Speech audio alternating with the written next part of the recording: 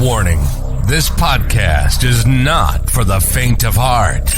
We keep it real and raw and talk about issues that other podcasts wouldn't dare.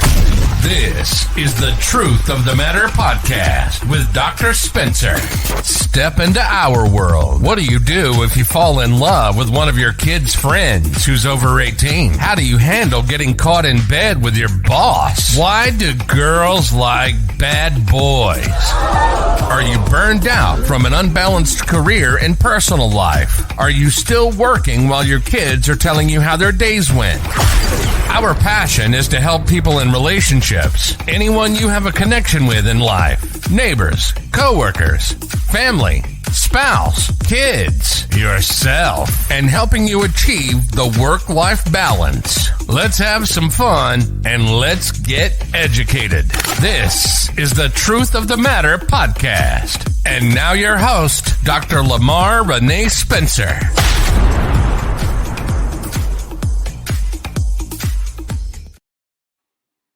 Hello, everyone. Again, this is Dr. Lamarr Renee Spencer, your favorite life alignment strategist and certified relationship, life, and business coach. Let's get right to it.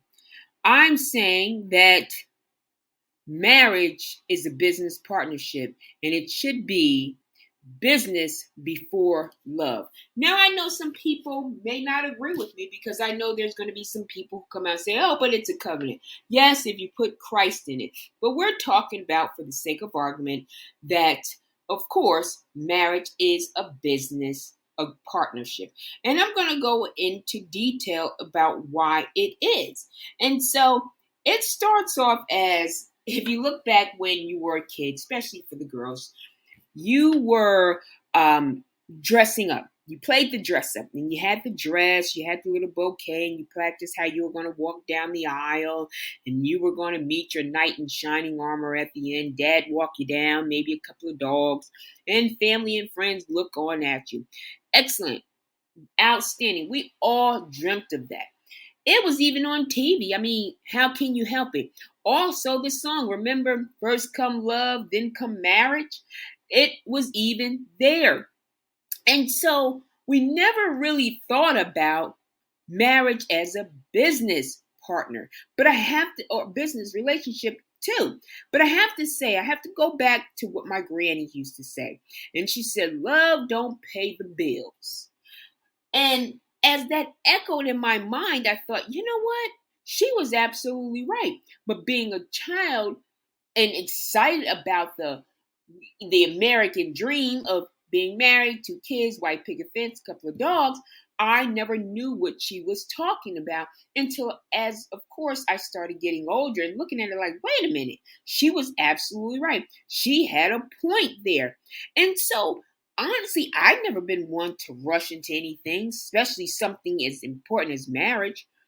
And the reason why is because I wanted to have a career, schooling, all of that out of the way. But I did, remember what my grandmother said. And so marriage is a life-changing event, without a doubt. And I'm sure most married people will agree on this. And so when it comes to marriage, I often wonder why people aren't more diplomatic about it. Sure, love is a wonderful thing and it's fulfilling, but it's also an emotion that leads us to make decisions that we probably would think twice about. So I always tell my client, especially when we're having certain discussions, are you thinking with your mind or are you thinking with your heart?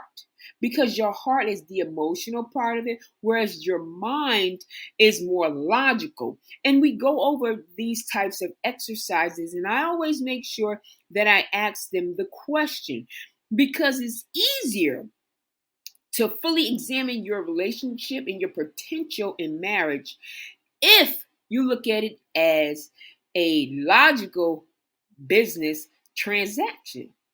And I know love is tricky and it can be complicated. It's a complicated business. Hint, hint.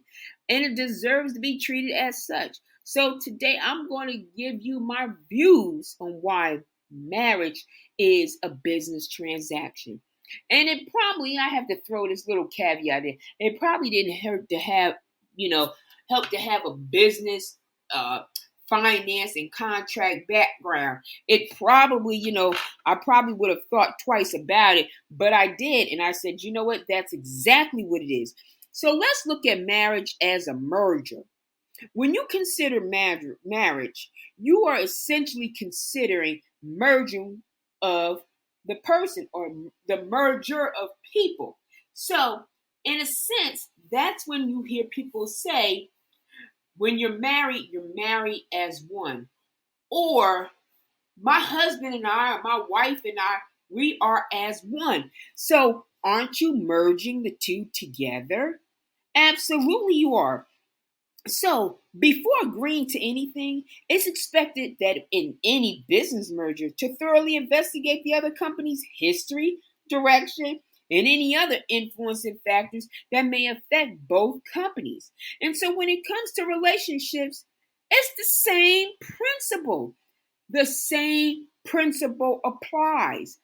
Marriage is often costly with complications if all factors are not considered. And you know what the factors are? Family, careers, children, future goals, and guess what? Ding, ding, ding, ding, ding. Money. The list goes on and on. And it's important to know exactly why you want to get married and to whom and what to expect from it. Absolutely. So, everybody's idea of happily ever after is unique and it's all different. So you need to find someone that you share the same visions to. That way, when you do get married and you merge, your union is strong. I mean, strong to the point it can't be broken. And there's a such thing as going overboard too, especially when you're putting expectations and becoming overly focused on the details, particularly in relationships. What I mean is, you can actually have haves and must-haves in order to make the marriage work. But remember, no one is perfect, not at all. So we have to be mindful of that. And so we're going to put all this on the table, right? So when I say put it on the table, that means be clear and concise in your communication. That is critical to any business transaction and in any marriage. This is where you and your partner express your desires and expectations to one another. And as a result, both parties are fully aware of what's going on and what they're getting into, what they're actually merging into. And once that happens, the merger is complete. And so when it comes to marriage, I believe that things can become murky, like murky, dirty water. It actually can. So let's face it, not everybody is a natural communicator. And some of us are too afraid of what may happen if we told our significant other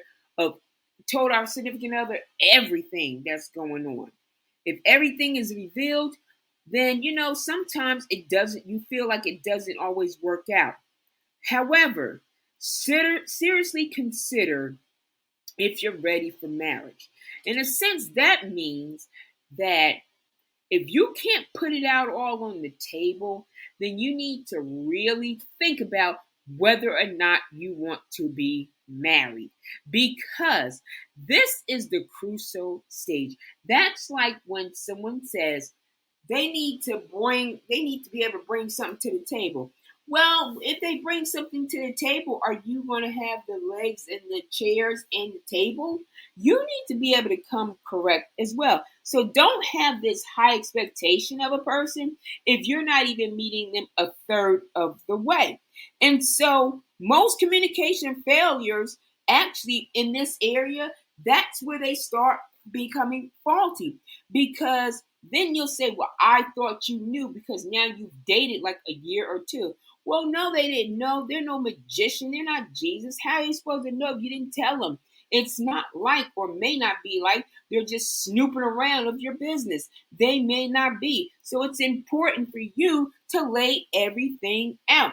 And you have to be brutally honest, because when you are expressing yourself, don't leave room for things to be misconstrued or miscommunication.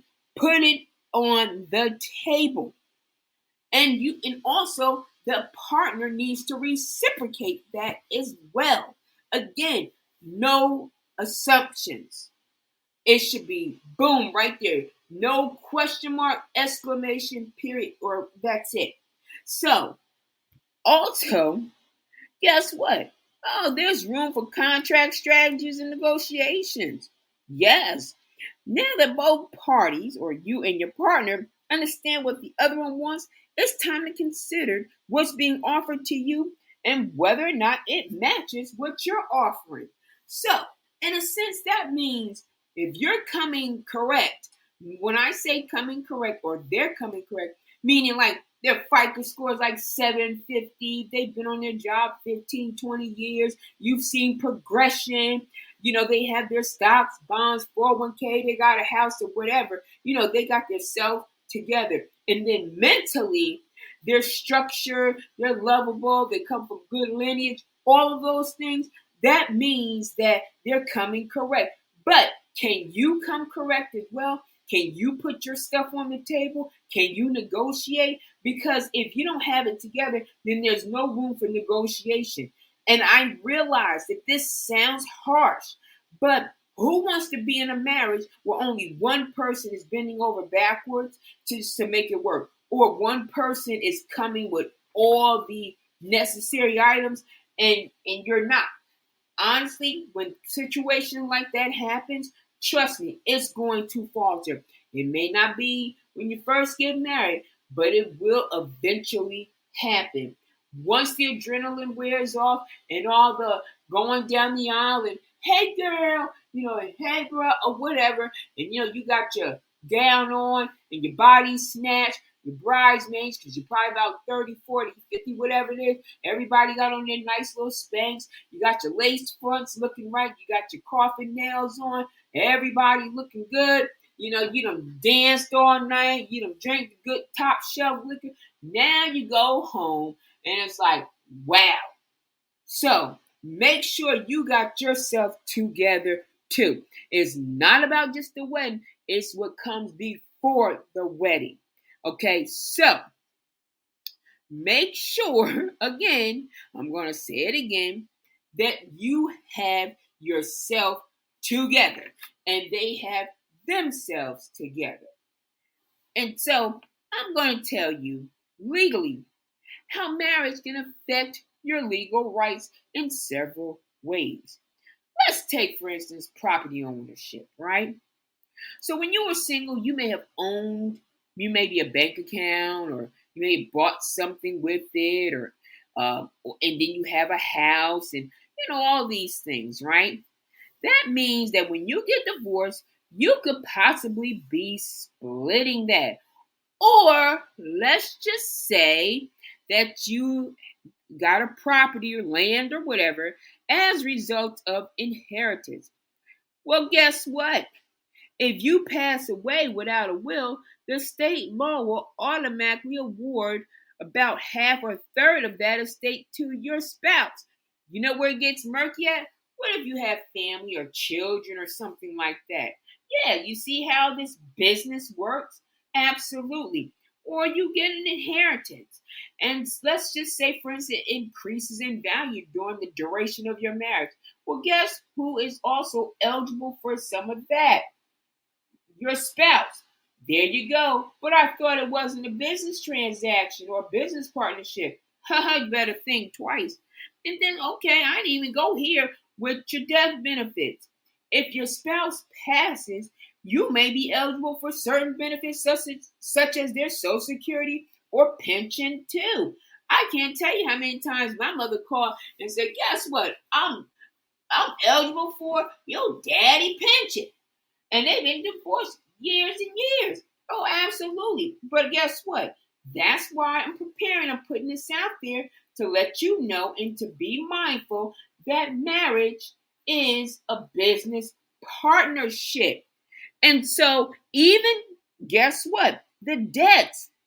You do realize that you could be liable for your spouse's debts, right? Even if your spouse was the only one on that paperwork. Because guess what? When you're married as what? One. And that could include child support. That could include old income tax. So many different things. So be mindful. And in the words of Kanye, before you get married, hit him with a prenup. Yes, honey, I am not against the prenup. Hit him with a prenup. And a prenuptial agreement is, guess what? A contract that you and your significant other, your partner, is going to sign before the wedding. So that means that essentially whatever you specify in that document, it's yours, and however way it is theirs. And then also you may have to pay them a little something. They may have to pay you a little something. You can work that out with your attorney. But I'm just saying, make sure you protect your assets and think of these things before you get married, because there is a prenuptial and there is also a postnuptial. And let me just tell you, it ain't always easy to have people sign that, because you're already married and most people don't want to sign a prenup anyway, especially them ones that's broke, unless you're the one who's broke. So listen, I hope you take all this at heed, and I hope you really be mindful about it. And I'm sorry if it was harsh, but guess what? I'm bad about it, and I'm just letting you know that marriage is a business partnership, and it should be business before love. Okay, so I hope you enjoyed the show, and please continue to hang on in there with me, and everyone have a good rest of your day. You've been listening to The Truth of the Matter with Dr. Spencer. Yes, we talk about taboo topics, but that's life, and we keep it real and raw.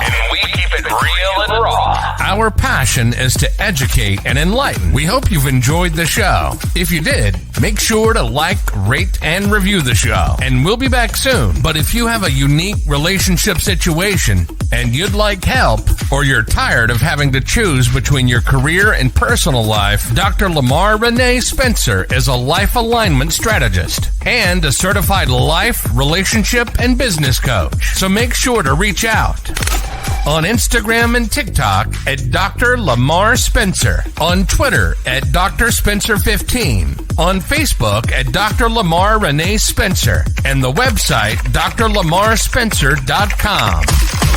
Or go old school and call 973-214-6464. Don't forget to purchase the book, The Depth and Diversity with Relationships. Find it on Amazon and the website. See you next time on The Truth of the Matter.